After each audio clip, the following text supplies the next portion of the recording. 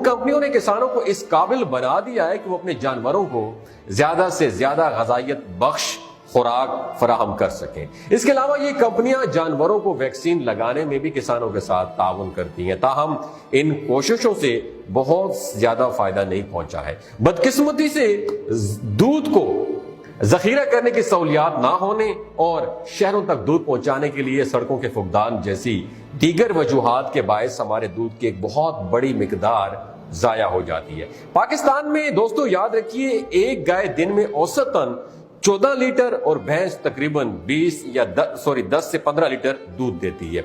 दूध हासिल करने के लिए आलमी सतह पर गाय को, लेकिन पाकिस्तान में भैंस को तरजीह दी जाती है।